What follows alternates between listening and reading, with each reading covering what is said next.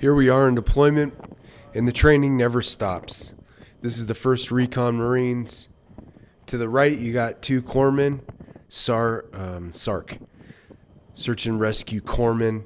They're like the top of the line corpsmen. It's the highest level of corpsmen you can get. They're basically trained in doing surgeries, small surgeries in combat zones and on the battlefield. This is HM1 Trinidad. I think he's a chief now. And we got EN1 on the ground. That's engineering first class on the ground. And we got EN3 Sanchez Soto. We got IT2 back there taking notes. We're learning about nasopharyngeal airway tubes. Okay, so if you get into a situation where somebody's bleeding, their face is bleeding, their head's bleeding, and the blood is running down into their lungs, and they have a blockage of their mouth, they have a blockage in their nose, they can't get air, well, we stick a tube down there in the nose so they can get breathing. This is a very important thing to learn. Breathing, blood loss, huge problems when you're on the battlefield and you got to get people going again. So here's EN1 preparing for it. It usually takes a rather tough individual to be the one that is accepting it's called the NPA, nasopharyngeal airway tube. You got to have a constitution in you. You can't be afraid of a little bit of strange feeling in your throat. So here we are. Trinidad's explaining the ins and out of the NPA. And yeah, so if you're in the military, you're in the Navy, your command should be doing this. You should experience this because this is very important to keeping people alive. Now, you don't want to be in that situation where somebody's bleeding, they can't breathe, they're choking on their own blood, and you can't do it. You can't put the tube in because you didn't do the training. It was too gross for you, so you didn't do the training. No, get in there, do it. And you should accept one as well. Learn how to put one in, learn how to take one. Take a tube. Here we go.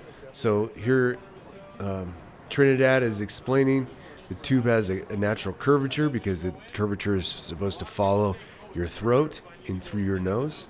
So that's what he's talking about right now. You stick it in, and it's going to follow the throat down and hopefully clear up the blood passage, and the person has the ability to breathe. So there we go. It's uncomfortable to be the receiver of this training. Very uncomfortable. It's not natural for us to have something dug in that close to our brain. But EN1's so training kind of work like this. You're on deployment.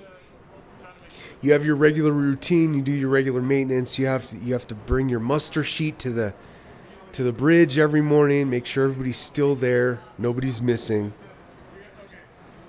Bring it up to the bridge.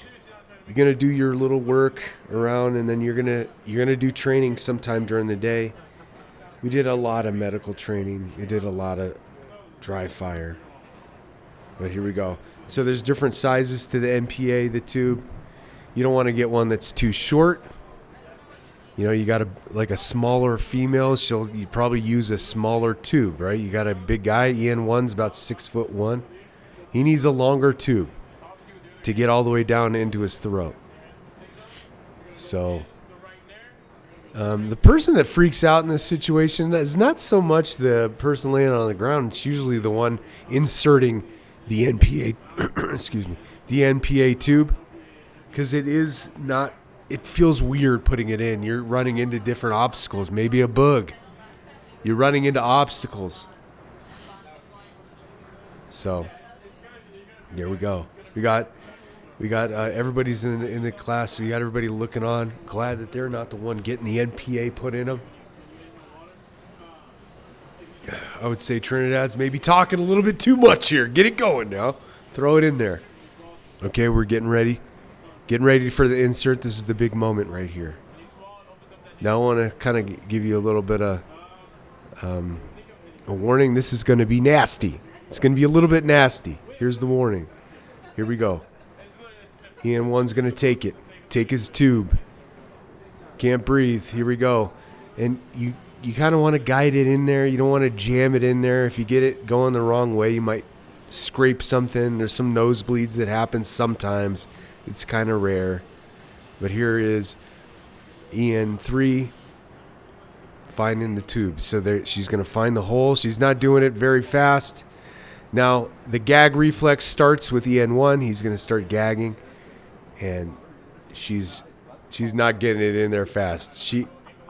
Trinidad is telling her right now, get it going. And you can see the tube is facing the wrong way. She needs to turn it the other way.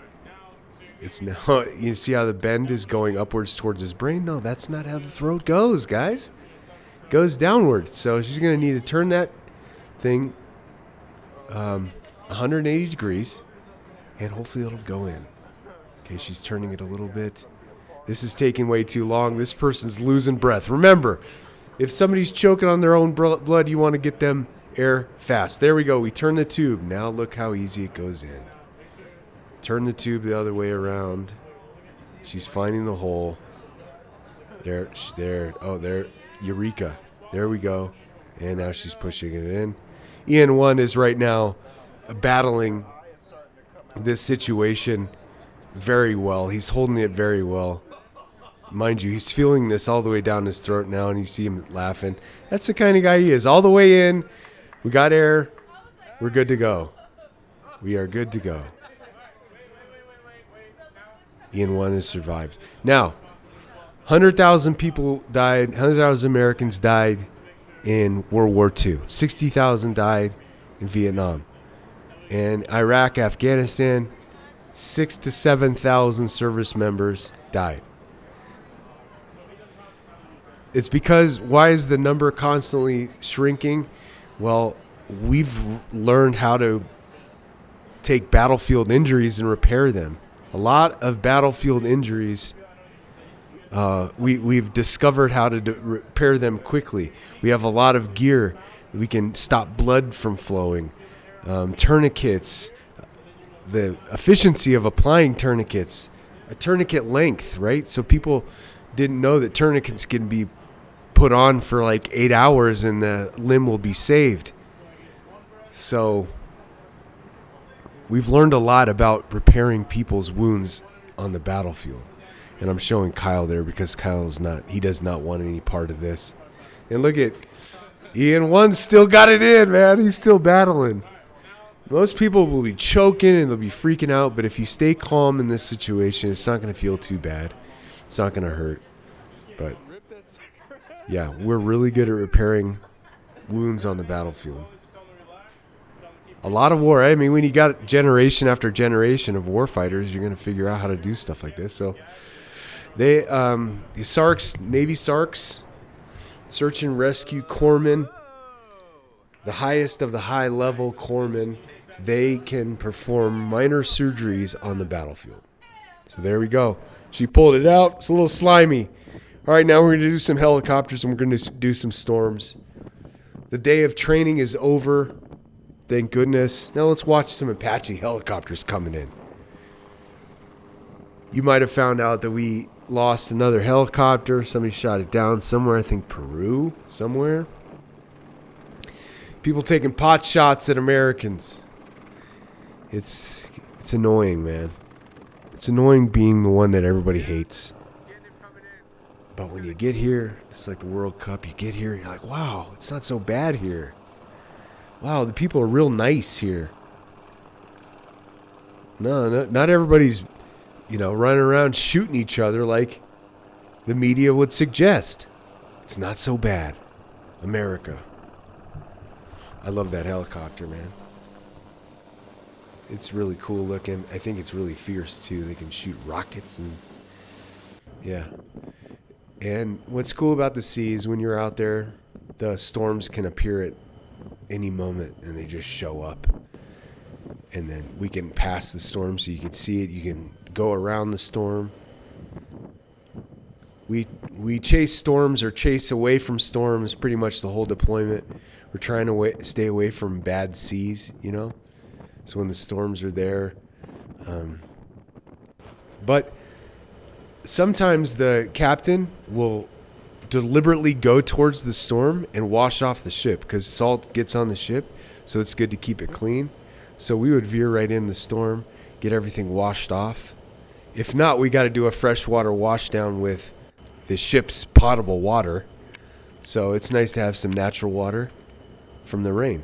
And that's a captain's hack right there. See Johnny? Johnny's hanging out.